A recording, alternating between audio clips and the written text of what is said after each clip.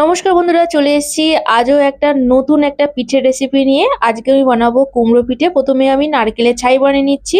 এক বাটি নারকেল করে এক বাটি গুড় দিয়ে কড়াইয়ের মধ্যে বসিয়ে দিয়ে গ্যাসটাকে অন করে দিয়ে ভালো করে নেড়ে চেড়ে নারকেলের ছাই বানিয়ে নিলাম।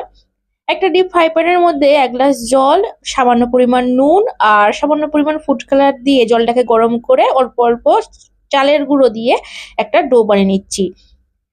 একটা থালার মধ্যে নামিয়ে রাখার পর হাত দিয়ে ভালো করে মেখে যেরকম পুলি পিঠে হয় সেরকম খোল করে নিয়ে তার মধ্যে নারকেলের পুর ভরে এরকম গোল গোল করে নিচ্ছি। একটা চামচের পিছনের অংশ দিয়ে এইভাবে আমি একটা দাগ করে নিয়ে মাঝখানের বুড়ো আঙুলটা দিয়ে এইভাবে আমি একটা বসিয়ে দিলাম, দিয়ে একটা লবঙ্গ বসিয়ে দিলাম। যেরকম কুমড়োর দেখতে লাগে ঠিক সেইভাবে আমি সবকটাকে বানিয়ে নিয়েছি। এগুলোকে এবার ভাপাতে দেবো। একটা ডেকচির মধ্যে জল বসিয়ে দিয়ে ফুটো ফুটো থালার উপরের মধ্যে এই কুমড়ো পিঠেগুলোকে বসিয়ে দিলাম। 10 মিনিট ভাপানোর পর এগুলোকে নামিয়ে নিয়েছি। একটা পিঠে নামানোর পর একটা কেটে দেখাচ্ছি কতটা সুন্দর লাগছে দেখতে। একদম হয়ে গেছে।